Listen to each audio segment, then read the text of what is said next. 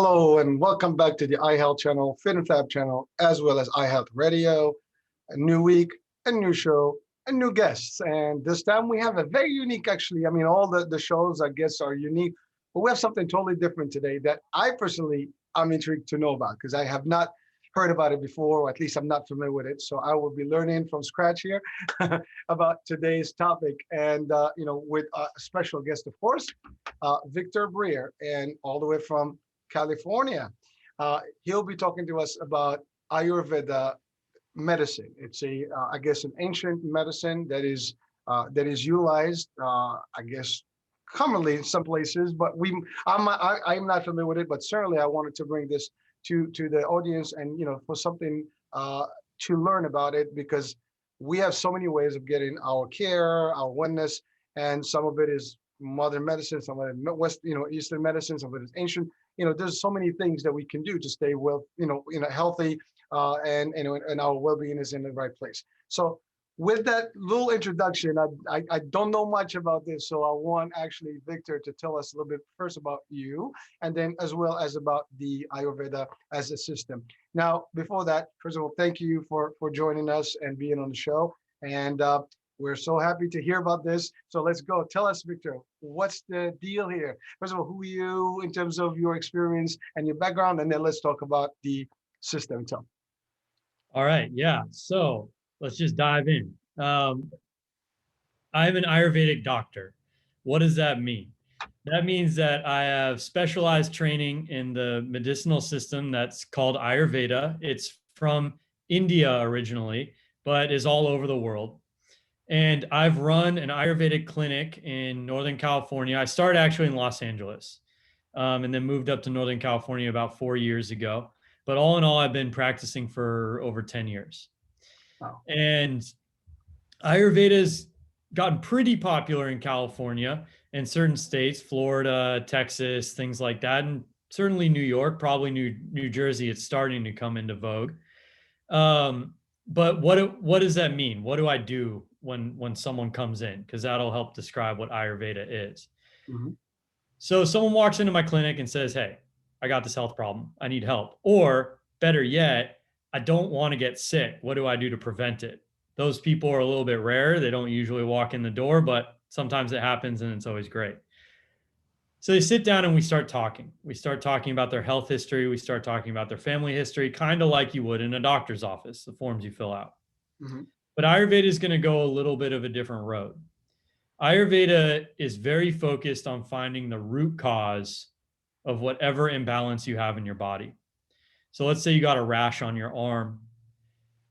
Sure, I could give you some herbs because Ayurveda is an herbal-based medicine. It's thousands of years old, so we use plant medicine. And your rash might go away. Great. But there's a reason that your body developed that rash, and that's what I'm more interested in. Or there's a reason your body put on the extra 15 pounds, and it's not just, you ate a few extra sweets and all that stuff. Usually the root causes are far more complex than that. So Ayurveda aims at discovering the root cause of whatever imbalances you have, and then changing your diet, changing your lifestyle, meaning what time you eat, which is just as important as what you eat, what time you sleep, how much stress you're under, what kind of yogic practices you're performing, so postures or breathing, things like that, to cultivate a state of harmony or homeostasis in your body. And then once that state's cultivated, your body can usually heal most of the issues you have going on. Okay, that's a lot of stuff. But I love the way you did it. You simplified it so easy. Like, okay, that makes sense now. Yeah, right. Yeah. Easy. Yeah, well, I mean, I'm sure it's not that easy, but so before we get into the actual concept and the understanding of the dynamics, what does it take to become an actual doctor in this field? Is there a specific, education to it? Is there a specific system, or is it just you become an MD and then you get into it, or what are the steps? I mean, just as an interesting question that comes to mind. Yeah. So if you were in India, you would go through 6 years of medical school to become an Ayurvedic doctor. In the United States, it's not the same. In the United States, they have broken it up into tiers. So there's an Ayurvedic counselor, an Ayurvedic practitioner, and an Ayurvedic doctor. So I'm an Ayurvedic doctor. I started out as an Ayurvedic counselor, and that's 1 year worth of training. An Ayurvedic practitioner is 2 years worth of training, and these days an Ayurvedic doctor is over 4 years of training. So it's like going to med school, but it's not going to med school. It's a very different path in the realm of medicine.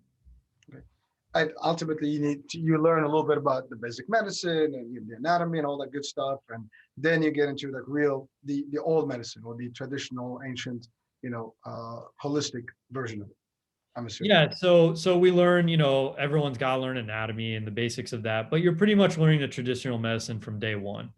So what that means is what are the factors that are influencing someone's health from an Ayurvedic perspective, and what can you do about it? What do you tell them to do? Because a lot of advice you get from an Ayurvedic doctor is going to look very different from the advice you get from a Western physician. And of course, we could get into as much detail as you want about that on the show, but Ayurveda is holistic, and that means that we want to take the whole body's functioning into account. We never just try and deal with one system isolated from the rest. Right. So you are in California, and you said it's pretty popular there. Yeah. Are there any mechanisms where you guys are promoting the services in parallel to? Because if I'm sick, I would look at just conventional medicine. Sure. How do you compete with that? I don't try and compete, to be frank. So what I do is basically offer up, say, hey, I'm here. And in these days, everyone's gotten pretty accustomed to doing health consultations over Zoom, which is great. So that means I could talk to you in New Jersey, and we could do a health consultation while I'm sitting here in California.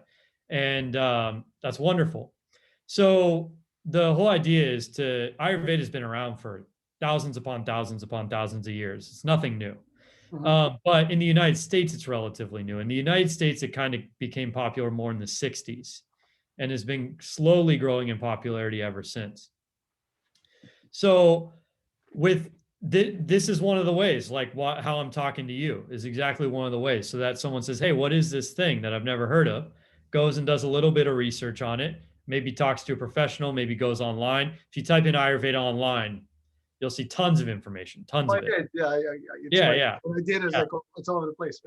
Yeah, there's no shortage. So, and then the hope is that it's like, hey, I've got this health problem. I haven't been able to resolve it through conventional means. Why don't I try Ayurveda? It's a very different approach.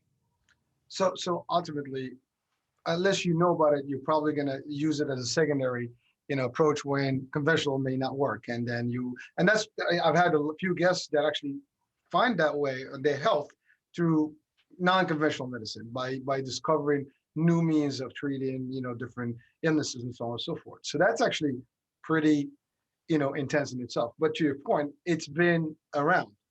And it's been around, yeah. And surely, if it hasn't been working, it wouldn't have made it today. So it has been working. But again, I guess the dynamics, because it's not your regular medicine, so it's not as popular, or it's not as common. I mean, I'm in the healthcare. The most that we know about the traditional medicine, like ancient medicine, would be something about acupuncture, which we use as a benefit. But Right. some therapy, some other kind of physical therapy type of things that might be, some yoga maybe. And I know you guys do some yoga stuff, and we'll talk about that. But really, that's the ultimate, limitation that we would have in terms of understanding where we go from there. But then, as I'm doing these shows, I really have come across a lot of interesting, ways of keeping your health and, your wellness, and even treating some serious elements of disease that you might not have been able to get through with conventional medicine or medicine in general, or even medication. So let's go through the process. Again, there's two people, as you said. There are the people that are looking to just be ahead of the game, and those are the rare ones. And then you have the ones that are basically looking for an alternative medicine that, to kind of figure what they can do because nothing else is working. And I come to you. I mean, what will be the first? I mean, you said counselors. So is that the first stage? I got to meet a counselor to see if this is for me or not? Good question. No. So that's just a level of training. counselor, practitioner, or doctor. So you could go straight to an Ayurvedic doctor or a practitioner. It just depends on who you trust, who you like, right? Yeah. And so let's say you came and sat down in my clinic and you said, hey, I've got digestive issues. I've got acid reflux and I'm tired of taking Nexium or whatever it is that you got prescribed, right? I'm tired of it. I don't want to do it anymore. I don't feel great taking it. And I've been taking it for a year and I don't want to take this pill the rest of my life. So I'd say, okay, let's talk. So we talk about your health history. First thing I'd say is, all right, well, let's just check it out. Give me your basic eating habits for a day. And so you'd say, okay, well, I wake up, I have 2 cups of coffee, I have eggs with Tabasco sauce on them, and then I go to work and I immediately get stressed out. And so then at lunch, I run and get some fast food. I get a burrito, I have more Tabasco sauce. I love spicy food, right? And then, for dinner, I come home, I'm wiped out, I have 2 beers and another cup of coffee, and I go to sleep. All the best stuff, right? Yeah, right. All right. So it's like, okay, so Nexium might dilute your stomach acid, which is hydrochloric acid, right? But that is dealing with the symptom. The cause is your lifestyle and eating habit. So if you want your hyperacidity to go away, then we work on changing that stuff and then you feel better. So obviously coffee is highly acidic. Eggs are highly acidic. Tabasco is highly acidic. Stress is highly acidifying to your body. Alcohol is highly acidic, on and on and on. So the idea is that Ayurveda gives you responsibility, but it also gives you a level of control over your health in the long run and the short run, but especially in the long run. And that's really desirable, right? Because if I could control my health to a certain point, when I hit 50, 60, 70, 80 years old, and that's a gift, that's a blessing. If I can pull that off, that's great, right? Because if our health goes down, we go down. Yep. That's it. We're done, right? Take all your dreams and basically toss them away because you can't. You're crippled. I health is wealth. Yeah. Health as well. Health as well. Absolutely. Couldn't have said it better. So we address those things in a consultation. And then depending on the illness or depending on the imbalance or depending on the pathology, it can be simple or it can be deep and complex. And it gets into the mental aspects of it and the sources of stress and the relational issues and things like that. And because that's all a big part of health too. I mean, someone who just went, illness rates for someone going through a divorce skyrocket. It's just a fact. It's just a reality. So you got to address that. That has to be addressed. That's part of your lifestyle. That's part of your life choices. So Ayurveda addresses all that and tries to create solutions to real problems like that. So it's really beyond just the medicine itself and the treatment, but it's really taking a holistic approach from inside out, upside down, mental state, and your influences and everything that can impact your health, and then kind of put a plan together. Yeah, and that's custom to each person who walks in the door. So Ayurveda is all about individual approaches to health. There is no broad sweeping, you can't just take Advil for everyone. That's not going to work in Ayurveda. Right. Yeah. Well, so obviously everybody's circumstances are different, and their illness can be different, and it could be. I mean, I'm assuming it's all physical, not mental, or it could be a combination of both. It's almost always a combination of both. Almost always. Yeah. I mean, yeah. Well, healthy mind, healthy body, right? Those things work together. Yeah, for sure. So agreed. But you do all that work with different types of problematic, situations. Now, is there any, I know you customize it, but are there like steps to the treatment that are similar? And then maybe there's some variations based on the need, or completely customized to individual, persons or people? Yeah, no, there are definitely general rules that are just kind of pretty much healthy for everyone. Broad sweeping health advice. Like, for example, for the most part, Ayurveda prescribes that people should be eating lunch at basically noon, 12:30, around there. Not at 2:30, not at 11 o'clock one day and 3 o'clock the next day, or any of that. So there is just kind of some basic realities, like the reality of the average human being circadian rhythm and metabolic clocks and things like that. When to go to bed, and there might be slight variations, and we might make variations based on lifestyle needs or the current demands of the moment. But there are definitely going to be general healthful things that one can do for their body and mind. Adopting a breathing practice, things like that. But then within the generalness of that, it starts to get very, very, very specific and tailored. So I mean, the way you describe it, I mean, you're really like it's systematic. I mean, you do need to follow, just like medicine. You got to take it before breakfast at this hour, otherwise that's not effective. So it really goes to that level of detail. This is your program. This is your weekly plan, your daily plan, and to get the change that you need to get the results you need, this is exactly how it is. So you do an assessment, then you put some sort of a prognosis, and then you give a treatment format. Am I getting that right? Yeah, and that is exactly right. But I'll throw a curveball for you because why not, right? Let's get into it. Yeah, why not? So here's the curveball. So there are a lot of people who would sit down and yeah, we'll do the protocol. I say, here's a list of all the foods you should and shouldn't be eating. This is what time you need to eat. This is what time you need to go to sleep, and you'll feel great. Okay, that's one person. Someone else comes in, and I would never do that with them because that's just going to stress them out and it's going to seem impossible, and they will feel like a failure because they won't be able to uphold it, and that is terrible for them. Because that was my next question, adherence. Yeah, exactly. And so each person does really well, maybe yes, if they could in some perfect world follow this perfect list, it might not be the right approach for them.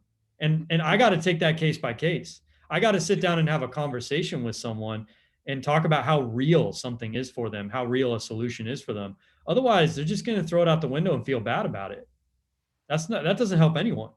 Well, yeah, I mean, if anyone is, especially when you're looking and desperate, you want to see results.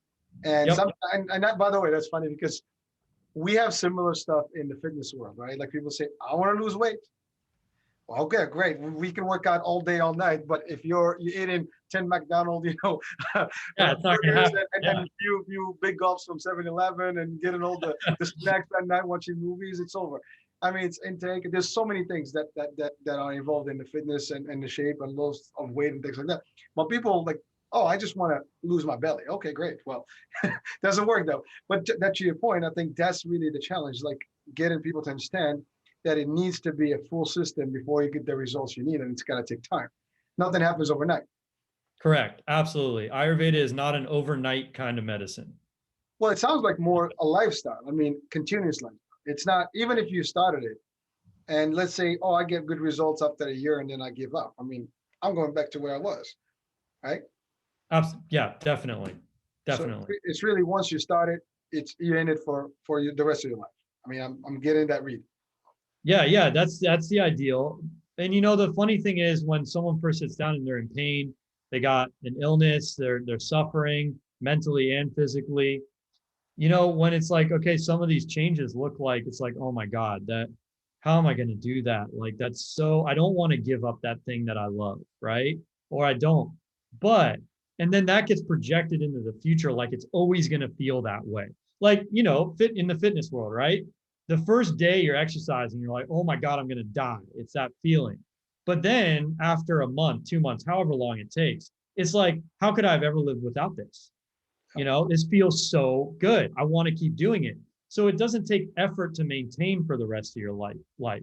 It feels good. You want to do it. You don't want to go back to your old self. I think that's so important for people to try and get inside them at the beginning when they're stepping on a hard health journey. Wow. Well, I mean, that is the success formula, if you want to call it that way, because it's you gotta have to commit, and you have to understand that it's ongoing. Nothing is gonna be. I mean, like I made this quote very simple. Like fitness is a relationship. You can't cheat. Yeah, I like that. I'm going to use that. So this is the same thing. I mean, your health. I mean, it's a relationship, right? I mean, it's the most valuable thing you have, and if you cheat on it, I mean, another quote is if you bail on your health eventually bails on you. So it's like those are like kind of concept that I kind of live with personally, and but they align well enough with your philosophy here. Now, you've obviously treated quite a few folks, and are there any levels in terms of illnesses that you've encountered? Uh, as light, some could be just to your point, maybe acid reflux, and maybe some is stress, and maybe others can be, I don't know, as extreme. Maybe you tell us some examples of extreme uh, things that people had that maybe conventional medicine did not get to them, and then ultimately using your concept, it worked, and you saw results. What does Yeah, that look? absolutely. And that's kind of an interesting question because when I started out 10 years ago, that was one of my fears. I was like, man, am I really going to take in someone who has cancer and really try and, like go for it with them? And I was really nervous about that, you know. But maybe 5, 6 years into my practice, actually, that those severity of illnesses started showing up on my doorstep. And so, yeah, I've dealt with quite a few clients who've gone through cancer of different types and who have come out of it using Ayurveda. They did not want to go and get chemo and radiation. They chose not to do that route. And uh, there's amazing success. One person complete remission. Actually, more than one person, but I can't get too far into the details of cases. But to say there is a huge fear component when a big illness hits you, and it's hard to look and say, okay, I'm going to go a less conventional route than I'm used to. But the people who do are often very pleasantly surprised by the success and the fact that it doesn't destroy their body. It doesn't take them down to zero in order to survive an illness like that. Mhm. So of course I can't sit here and promise, oh yeah, Ayurveda cures all cancer. That would be crazy. I would never promise that. But people who are suffering from more severe illnesses, not just cancer, severe cases of diabetes, MS, Parkinson's, Alzheimer's, things like that, can find a lot of success with Ayurveda where they could not in the Western world because it is such a different approach. Well, and to be honest with you, one of the things that we'd like to establish today is maybe share the message that, hey, listen, you can try, there's so many ways, but there is another way that you might consider.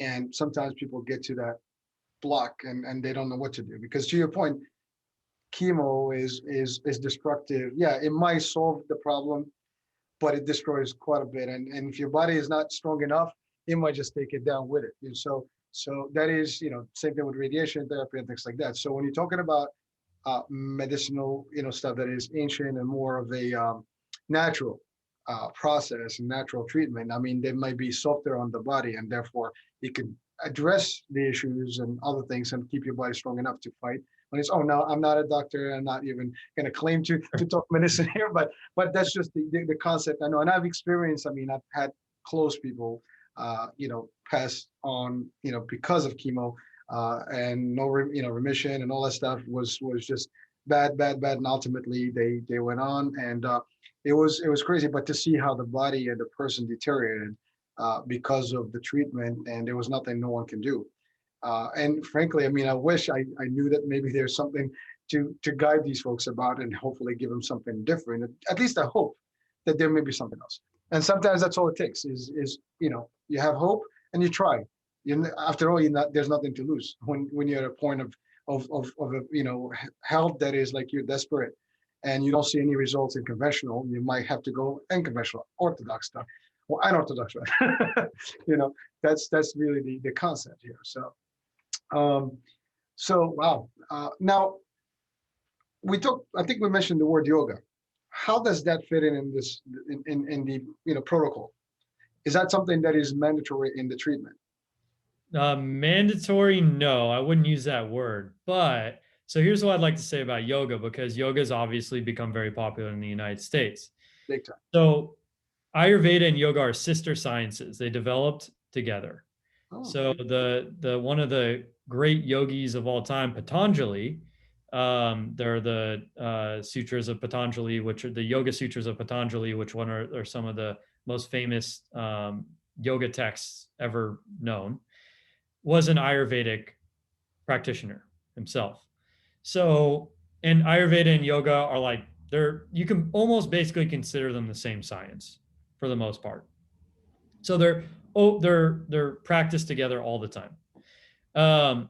In the United States, yoga has become very exercise driven. The primary original practice of yoga was all about breath. It was not about holding postures. Those are called asana, and those came later. And they're great. They have massive health benefits, especially when someone who's an experienced yoga teacher knows which asanas to give someone and help them through and all that. But it's become this thing where it's like, make your core fit with yoga. That is not what yoga was created for. It was created because, or rather, Ayurveda was created alongside yoga because the idea is you need to be healthy if you're going to have a healthy breath practice so that you can enter into deep meditation. And in that deep meditation, you're really going to balance yourself and you're really going to get in touch with the deeper aspects of your life. So there's this harmony between Ayurveda and yoga. And if you sit down in an Ayurvedic office, chances are you're going to walk out with yogic practices, breath practices mainly, especially for people just starting out. So for someone that is completely unfamiliar with it and just testing it out, that would be part of the first thing. Because I mean, I'm assuming that that's going to help in terms of the body and the balance and the breathing, the blood supply and all that stuff. And then hopefully the mind and all that stuff gets in place, the right way. And you give them whatever prescription in terms of the herbal medicine, right? Now that leads us to the herbal piece. So I'm sure there's thousands of herbs. I mean, you're talking about India here. I mean, the Lord of spices and herbs. I mean, yeah, exactly. I mean, they supply the whole world for all these centuries about it. So, and it's funny because I buy some Indian stuff, from the stores in New York and Jersey, and it's amazing the amount of spices and herbs that they have. I mean, the same thing if you go to like to Chinatown, for example. There's similar stuff in there. That is great. And a lot of people don't even know, we don't even use maybe a percentage of all those herbs out there. So I'm assuming that you guys do a lot more of that, and and it's really a lot of it.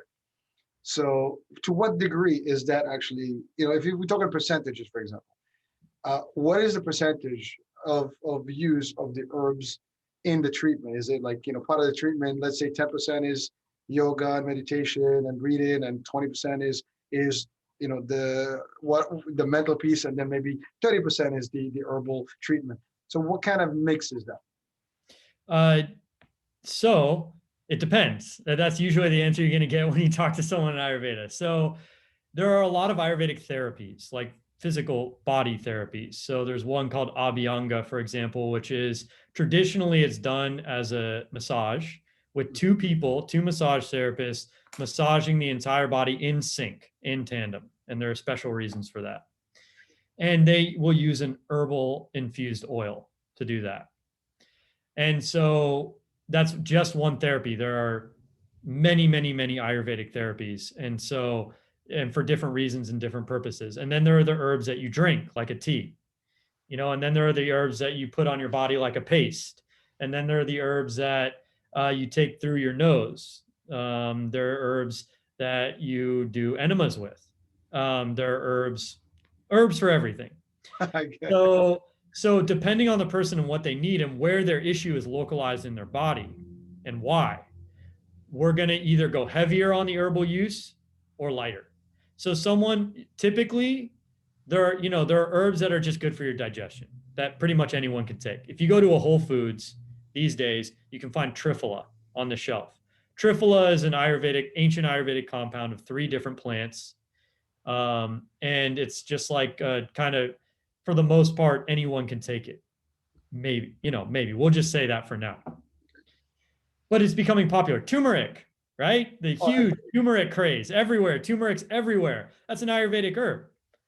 So, and it's mixed with black pepper now, which I would say don't do that, but we can get into that another time. But Ayurveda has been using it in cooking, cuisine, and to use medicinally forever. I mean, so there are these common herbs that we know that we don't think of as Ayurvedic, but we're using them all the time.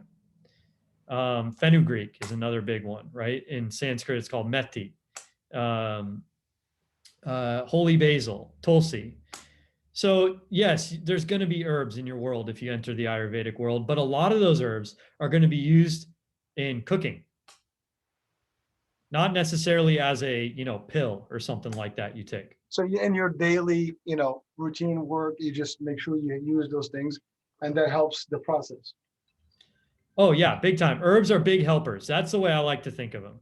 They're not gonna, like you said, if you go to a gym and your trainer's like, "Hey man, we could do this all day long, but if you go have 10 cheeseburgers and four Cokes, this isn't gonna work." That's just honest. Same thing with herbs. I could give you the best herb in the world, but if you go have 10 cheeseburgers and four Cokes, don't expect the herb to do anything. Right. So the herb supports the lifestyle you're adopting to become a healthier person. Well, again, I mean, like everything else, if you really want results, you have to commit to it and you have to do everything. You can't cheat or cut corners. That doesn't work that way. And the same thing with even conventional medicine. If they give you a course of antibiotics and you take them 2 days and you don't finish the course, I mean, it doesn't do the job, right? But Right. here it's just a longer, period of treatment with different aspects and different, conditions, different tools. And when combined together, the results are there. Now, Yeah. that leads me to the question. Someone starts a treatment, ultimately, depending on the condition, that treatment will vary, and the cure type, if they're to see real tangible results. Ultimately the cure may not happen immediately, it can take years, but to start seeing a change, typically, if they apply everything, what would that be in general terms for someone that is mild or someone that is extremely sick? Again, if there's any way to even quantify that. Yeah, there is. Thank you for asking that question. Actually, it's a great question. As soon as the next day is a reality. Yeah. Wow, I didn't expect that. Yeah, I know, right? Yeah, I was So like, wow, okay. that's the thing. And of course, that's not universal, of course. But the thing is with Ayurveda, people like to think of it as slow for some reason. And okay, fair enough. I could see why that happens because there is a slowness to it. There is an aspect of take a long time to rejuvenate and build, especially with some of the deeper diseases. But if someone has terrible lifestyle habits, especially here's one that you notice the next day. Someone comes in, what's your eating habit? Da, da, da, da, da, so on and so forth. I eat a heavy dinner with a lot of meat at 8 p.m. at night. Then I have 2 scoops of ice cream. Okay. So that's no good, right? We know that. So You'll be surprised. yeah. That's right. Part of the protocol, because some study came out saying that if you eat 2 scoops of ice cream at 9 o'clock at night, it's good for your prostate or something. I love those studies. But it's a right. That's not a real study. I'm making fun of studies like that. The if I'm talking to that person, if we're in a conversation, I'm like, okay, look, can we stop that? It's like, yeah, I can stop that. I know I shouldn't be doing it anyways. They're gonna feel a lot better the next day. But that's Ayurveda. Their body's going to start healing immediately when they stop that habit. Immediately. Because the body wants to heal. It wants to. And we just get in its way a lot. The body is always striving for equilibrium and homeostasis. Always. And to your point, that's why we sometimes have fatigue and other signs. So it's kind of like, hey, warning sign, warning sign. You got to do something about this. Breathe. Absolutely. I mean, now we have the Apple Watch that does that for us. Says breathe. Yeah. But really, I mean, your body gives you signs when something is wrong, and then some people will respond, and some people will probably ignore until it's way too late. And that's resilience, right? So your body's capable of when you ignore the cues. Your body's communicating to you a lot like you're fatigued, you're stressed, you're fatigued, stop. And you're right. You can ignore the cues, no problem. Maybe you got to do something, right? Maybe it's really not that, maybe you have a choice technically, but not really, there's something you got to do. That's fine. But it's exactly like you said. It's when you ignore it for too long. That's when something goes. That's when something breaks. That's when the body cannot cover your butt anymore. And something goes awry. And then you need an intervention. Then you need help from herbs, or you need therapies or something like that. You need actually a physical manipulation back into balance. Well, the issue there is that a lot of people sometimes they want to make it a stop to things or change, they just are unable to do it. They just are so, I would call it weak sometimes, in terms of temptation or whatever their habits are, and they just cannot really. Oh my God, I love chocolate. I can't stop. I love coffee. I mean, I'm guilty. Coffee is like my thing. So I know it's not, I mean, there is some benefits to it, but probably the damage is worse. But that's it. It's like, you want to stop, but you just can't. And you try, and that's really what it is, that discipline that you can make change and really make it work, and you have to commit to it. That's a big step, and most of the people have fear of that step, or just they're not sure. It's like everything else. You drink alcohol, you want to stop, it's not going to happen that easy. You smoke, it's a little hard. Everything.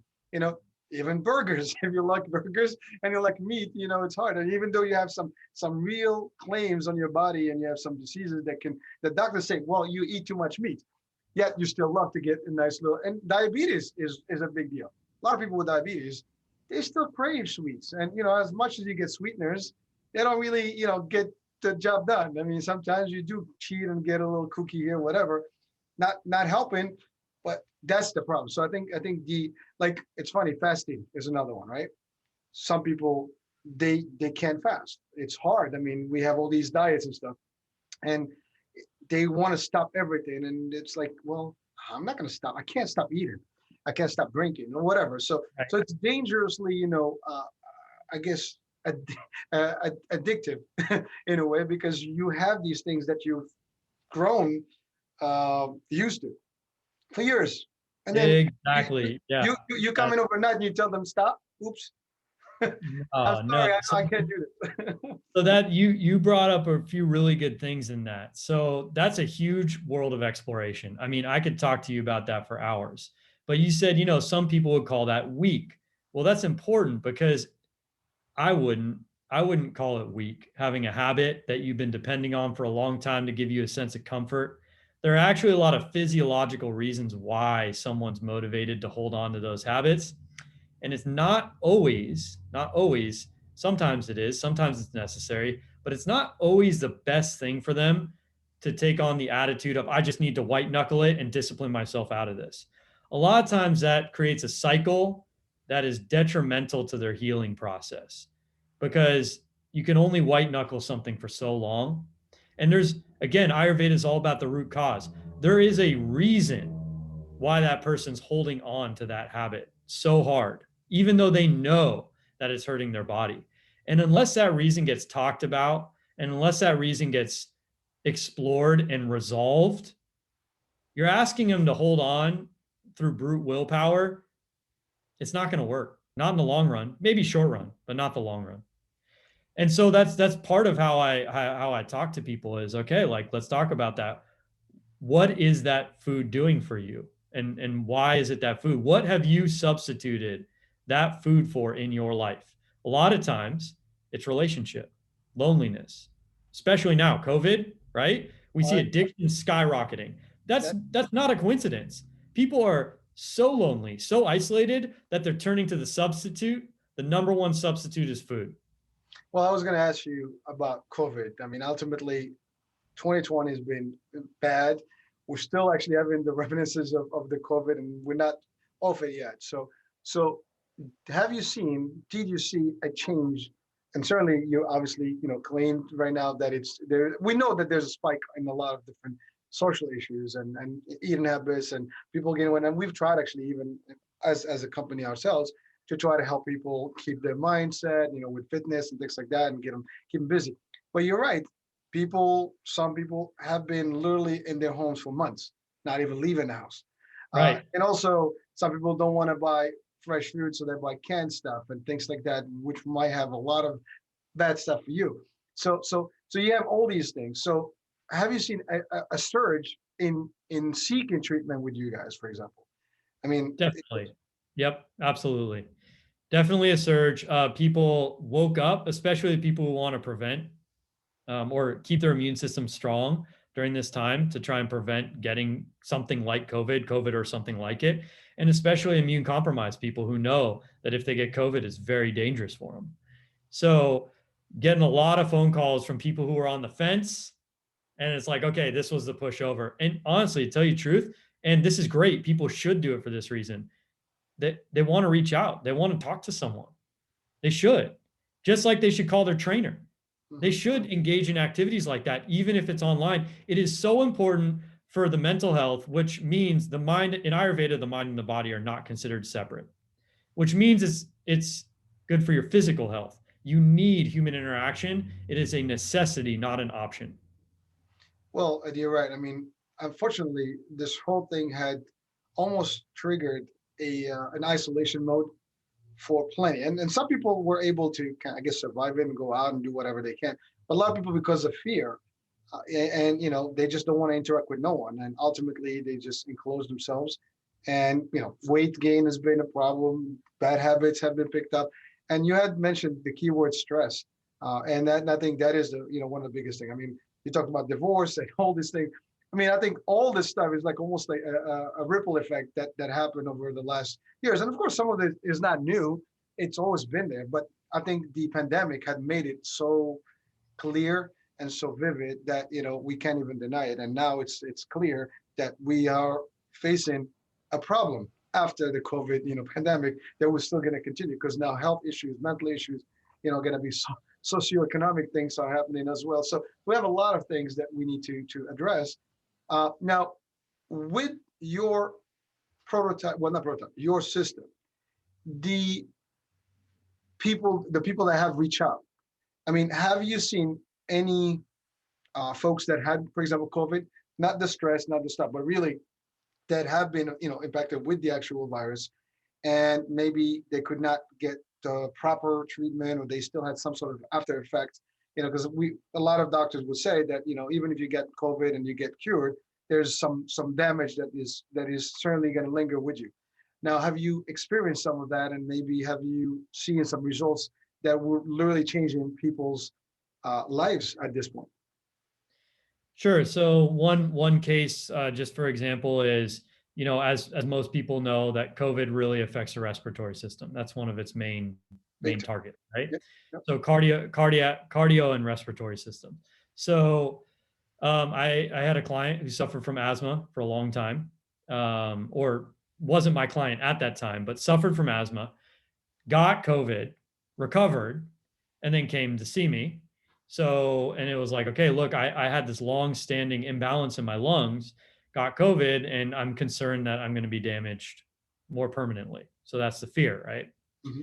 So legitimate fear. So we start addressing those issues. But now here's the important part, and this is what Ayurveda says.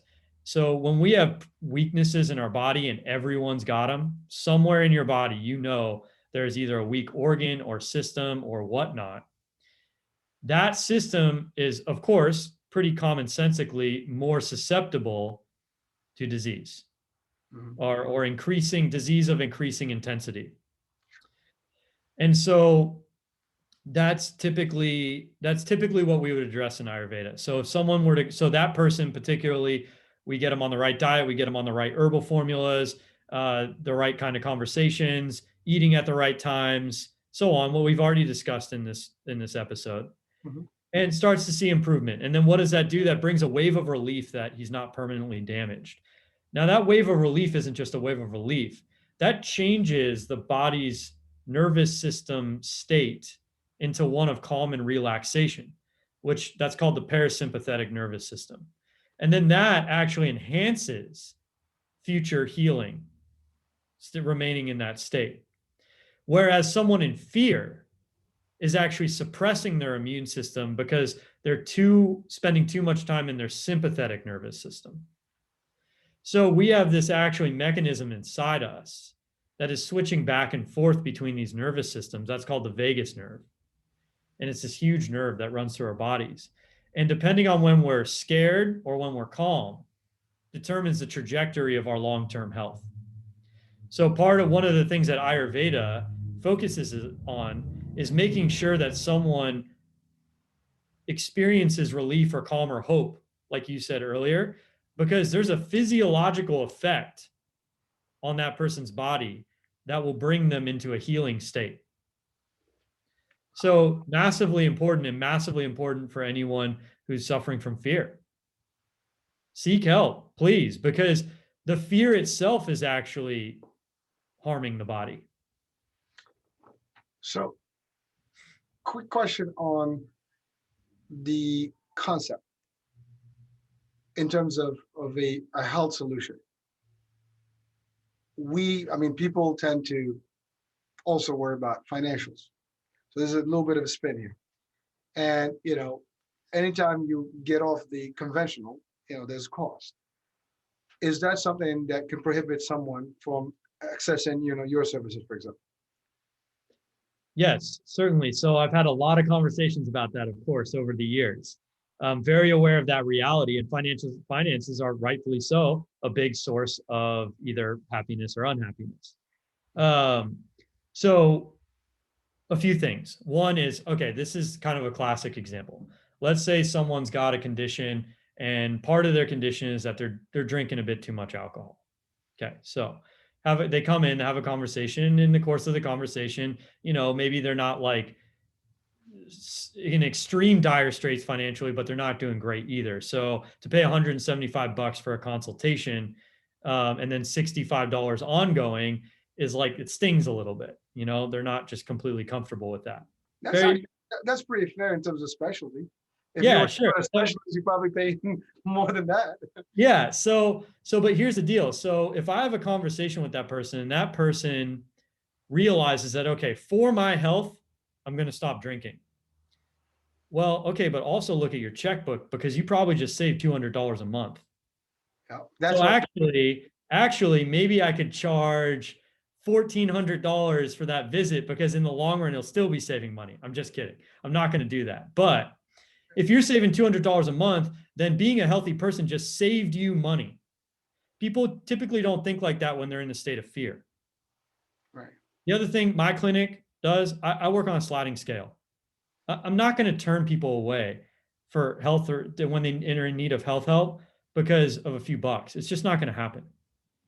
Mhm. So that's one thing I do personally. Not every practitioner does that. I completely respect that. They got their own financial realities to think about, stuff like that. But I think that people should take a good look and say, you know what? Maybe this is going to cost a little bit of money. It's not covered by my insurance, but actually, I'm going to save a lot of money, because also, if I'm healthy, usually a healthy person can make more money.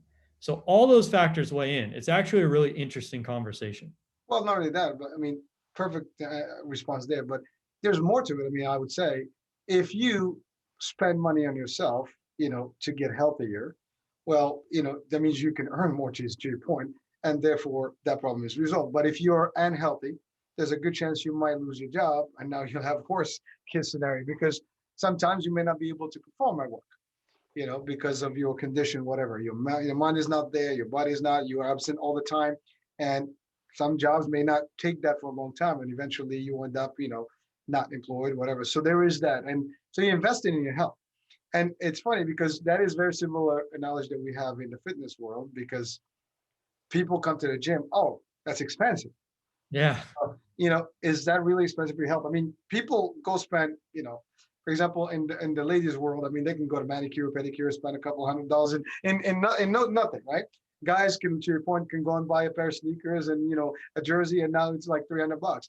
But for your health, you might want to spend $60 or $100. It's a long run. I mean, I drink coffee. A cup of coffee right now is like $3-4. So if you spend a day, that is, I mean, you add that, you remove that. I mean, I have enough to pay for the services. So it's just a matter of there's a will, there's a way, and sometimes that's the adjustment that people have to make. But if it's certainly, I mean, first of all, we're talking about some illnesses that may cost a lot more money. You mentioned cancer. I mean, a pill can be $300. Okay, Right. so chemotherapy sessions are very expensive. You don't have insurance, forget about it, right? Right. So alternatively, the other choice is definitely more financial, finance savvy, if you want to call it finance, nice, in terms of the approach to it. So again, obviously the cost is important, and I'm not sure if you guys accept any form of insurance and things like that, or have you as an industry, as a group of different medicine, entertain maybe working with health plans and insurance companies to kind of add you guys as an alternative medicine type of approach. That is a huge topic and a huge debate going on right now in the Ayurvedic world. So Chinese medicine got more popular before Ayurveda in the United States, and they went the route of becoming part of a lot of insurance Mhm. uh, protocols and things like that. And there have been there have been benefits of that, and there have been a lot of problems with that because once insurance gets in the game, they start to like to control how things go down. But Recommendations. Yeah. yeah, and insurance companies really don't have the individual's health in mind too much, you know. So that's a whole thing. Um, in the Ayurveda world right now, Ayurveda, you cannot, there are like HSA plans, which, you know, some companies provide where it gives you like an account that you could spend on those Mhm. kinds of health. But Ayurveda as a whole industry does not take insurance in the United States at this time. In the Ayurveda world, there's a big conversation going on about that. That's probably a different show episode of my opinions on all that and stuff like. We can discuss that. But I'll bring my yeah, other hat, the insurance hat. yeah, we don't know where it's going to land. But I'd say that for most people right now, just seeking help, almost like what we talked about before, it doesn't matter whether it's insurance or not. You're investing in your health, and that investment's going to pay off not only in your quality of life, but actually literally financially. I mean, a lot better than a lot of other financial investments you can make, frankly. Well, listen, you can't go wrong with your health, that's for sure. Yeah, right. It's a safe bet. The best bet, actually. But Yeah. but you just said, I mean, again, someone that has some bad habits. I mean, if you eat every day junk, and or you eat, extra meals that you shouldn't, and you save money in those. I mean, you add it up, it adds up. I mean, if you save $20 a day, you do the math in a month. I mean, you can afford a lot of things. A you know, lot more than just your Ayurvedic consultation, right? yeah. Again, Yeah. I mean, I can understand that. I mean, from a perspective. Now, some people may not be able to do it. Period. But Sure. certainly, if they do have some sort of spending that they do, and they add it up. I mean, we do this in life all the time. Like, well, I want to go on vacation. I want to do this. How do I do that? And then you start working your budget, and you figure out a way. And people do figure out a way. There's always a way. When you There's want it always a bad, way. There's when always a there's way if they really want it. when you want it bad, you'll find a way. That's the thing. Yeah. And most people, when you face them, like, oh, I didn't think about it that way. Well, that's because you had some sort of a block about it. Like well, I don't want to change, but which one do you want to go? Which way? Listen, nobody's forcing you or twisting your arm, right? At the end of the day, this is what you need to get better. So, all right. I'm trying to think here. We've covered a lot of grounds, but now, but what what obstacles do you encounter as an industry today? An It's industry to what specifically? meaning you obviously are a very unique, approach, very unique medicine. Are there any pushbacks against, the way you observe medicine? I mean, ultimately you're competing against conventional medicine. Are there any type of, I guess, lobbies, things like that, or powers that kind of stop your becoming? Well, I mean, I'm not becoming. You've been there for centuries, but you know what I mean in terms of like the Yeah. today's modern world in the U.S. Yeah, and there are obstacles, there are pushbacks, as there are with anything new trying to get in there. It depends state by state. It's very different. I'm in California, which is very liberal with practitioners like myself. I have a lot of freedom to pursue Ayurveda with people as long, of course, I have to follow, safe practices and all that stuff, of course, and I'd want to whether the state required that or not. Sure. But in other states in the United States, it is much stricter. And actually, other parts of the world as well. In Europe, before the show, we were talking about Europe. Mhm. It is much stricter on Ayurveda and the practice and what kind of licensure you need and so on and so forth. And of course, there are benefits to that and there are disadvantages to that. But as a whole, I would say the biggest obstacle to Ayurveda right now is myth busting cultural concepts of health and people opening up their minds to like, hey, maybe losing weight isn't just about burning calories. Maybe there's a lot more to it. But that's a hard thing when you sit down and talk to someone about that. That can often be a challenging conversation because, like you said, there are things they're willing to give up and there are things there aren't. That that's a whole there's a whole underworld of that inside everyone. But that's what the conversations are all about. So getting people to open up to a different way of looking at health, that health doesn't have to be this, I'm okay as long as I'm not in the hospital. Ayurvedically speaking, we would say, no, no, no, no, no, take care of it long before, Preventive. because the thing that starts as a little thing in 30 years is the thing that we call Parkinson's. Yep. But it started 30 years ago as this little thing that's just like, ah, yeah, whatever. I can't deal with that, you know? So I think the main obstacle is getting it inside people's hearts that it's like, maybe that as a culture, we don't think about medicine in the healthiest of ways. Well, that is actually true because in the world that we live in, and again, I've been in the industry, I mean, the insurance world, and especially managed care for over a quarter century right now. So, I've seen a lot. But one of the biggest thing that we've noticed all the time, and it's still, in play, is that people go when they're sick. They don't go for preventative care. They don't go for their wellness visits. They don't go for their routine care. They wait until something's bad. And typically that one's up at the ER or maybe a hospital, stay.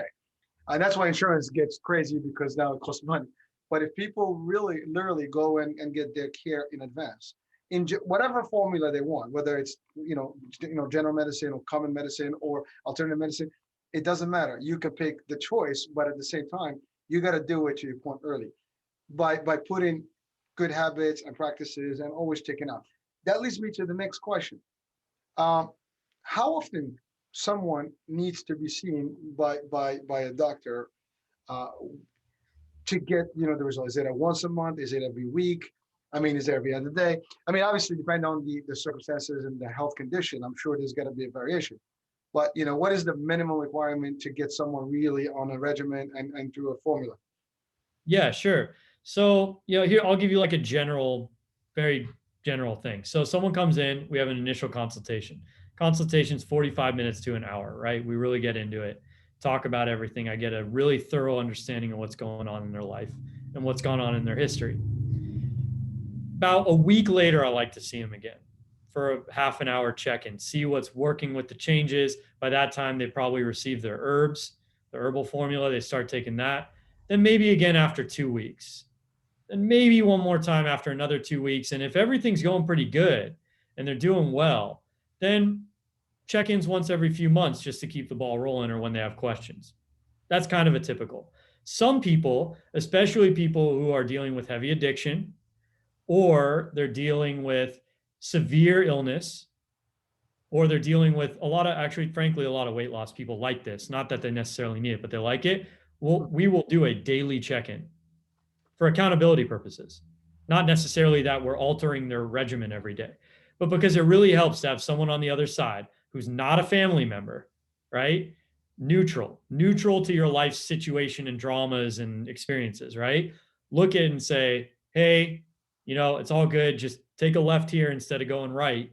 And someone's watching and someone's got your back. And if you start to slip, I'm going to notice because I'm watching you every day. Some people like the security of that. And I think it's a great thing. Well, I think I agree to that because some people are hands-free and some people really are hands-on.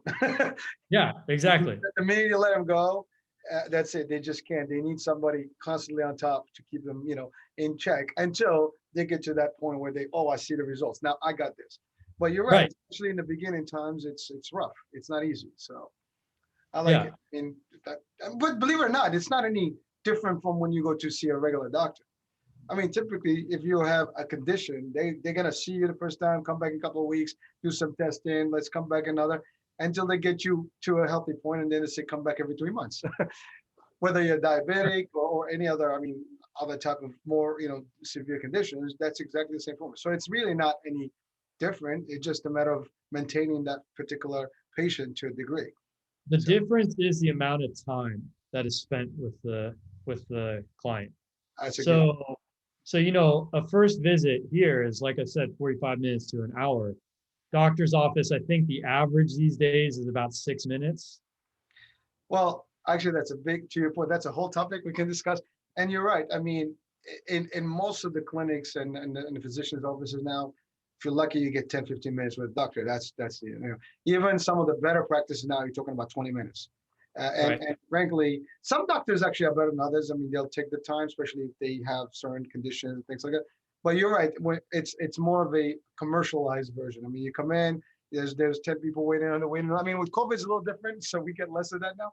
But prior to COVID, I mean, people were lined up, in the waiting room for hours. You have a waiting time. Sometimes you wait for an appointment to get in. That's another. Now they have some specialized medicine now, which is like concierge medicine. You're probably familiar with that, where people actually can book their own, but you pay for that. That's similarly when you go into a private practice. Yeah, absolutely. And it just depends on what you need. But I found that a lot, especially now, but it's always been true. That connection, the feeling that the person gets when they can relax and talk, communicate, make eye contact, like all those things, really say like, this is the story, this is my history, and not feel like, okay, I have a list, and if I don't get through all these points, then the doctor's not going to understand what's going on and I'm screwed. Those are two very different states that a person enters into. And the first state I described is back to that parasympathetic state. A lot of times that connection, someone walks out of the office feeling better just by talking. I believe it or not, that is a big deal. I mean, talking about something that is bothering you is a relief. Yes. Everybody uses that. I mean, it's really, you talk about it. I mean, we all know about that, but to your point, applying that in the medicine, medicinal term, I mean, it's a big deal. And sometimes just talking to someone, no, don't worry about it. Though, like, it eases your pain. Like your mind's playing games with you. Oh my God, this is the end. I don't know what's going on, and it could be nothing. Right. But yeah, I mean, it's interesting. I mean, but again, it's that same combination, mind, body, but you need an expert to highlight that, and that's where you guys come in. So I mean, we come into the end of the show here, and I'd love to continue. Maybe we'll do a second sequel here, for maybe other pieces of the discussion. But so one question I wanted to ask earlier, and we just skipped on it. How did you get into all this? Yeah, so that's a good story. So I'll tell the short version. I was 18. I started getting this nagging pain in my left shoulder blade. Not that bad, right? So not like, oh my God, I'm out for the count, but just nagging, just enough not to be serious, but not enough so that I could ignore it. So, I didn't know. At this point, I was completely ignorant in the world of Ayurveda, Eastern medicine, anything. I had no idea. So I live with it, as many people do. I go to college, I do the thing, I do what I do.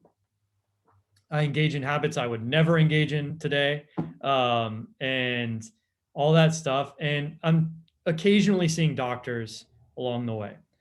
And, I'm not trying to knock doctors. They just aren't set up for that kind of thing. At least in my world, they weren't. I went to UCLA Hospital and I saw, at first they sent me to physical therapy, which I'm a big believer in, by the way. Physical therapy is great, but for me, it didn't help. So I went to a neurologist, and the neurologist did all the, I got the MRI and the thing, the whole thing.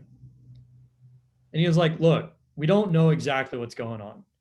And he told me the truth. He was very honest. He was like, I'm sorry, but I got like severe cases I'm dealing with, like people who really need immediate attention, like emergency room, hardcore stuff. Basically, you're either going to have to go on painkillers or you're going to need to get surgery. Right. So at this point, I think I was 20 years old, and I was like, there is no way.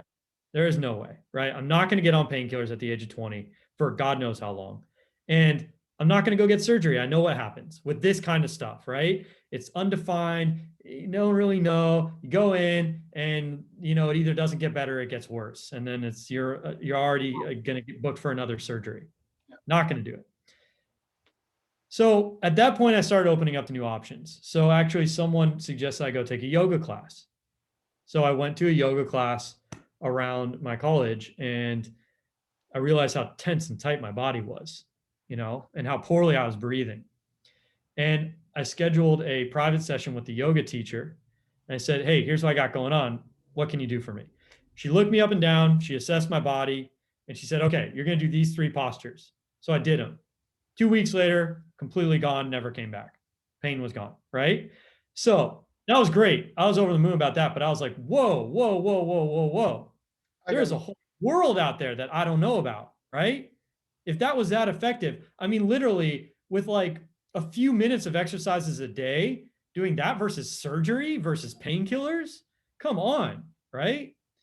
So I started exploring all about it. Eventually, I met my yoga teacher, who's still my yoga teacher to this day. He introduced me to Ayurveda, which I'd never heard of at the age of 24. I was like, I'm in. I left my real estate career. I started studying Ayurveda, and now I'm here talking to you. Wow.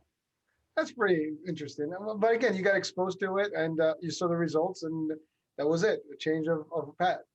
That Wow. was it. Well, listen, Victor, it's been it's been a pleasure. Ladies and gentlemen, Victor Bria here. A very, very interesting conversation and a whole different, outlook at how we can get better in terms of both mind and body. Again, so the description of the profile on Victor and his practice is in the show description. The link to the site as well. So please check out his practice. Again, he can do this from a distance, so he can do it whatever you are in the world right now. Yeah, thanks Zoom and all these virtual type of presentation pieces that we can use these days. So that is awesome. And yeah, right, you can do this. Doesn't matter. Someone wants in, they can seek your help, and you. I mean, you make me feel like almost I want to call you and talk. Hey, let's talk, man. Just Yeah. for the sake of it, just to try it. I mean, I love this stuff. So, but certainly for anyone listening and or watching the show today or later, listen, it's an alternative medicine, another way to look at things. Definitely works. We have some real stories and real testimonials and real practice here. So check it out, and let's see. Maybe this will be the item and the piece that you were missing in life. And that's the other thing. That's really the purpose of what we are on the show here, is to bring in things that can assist us in whether health, mental, physical, and even lifestyle. So Victor, it was a true pleasure having you on the call on the show today, and look forward maybe to a second one. So we'll talk about that later. And that's about it. So folks, thank you for watching the iHealth channel and Fit and Fab channel, as well as listening on iHealth Radio. We'll be talking tomorrow for a new show.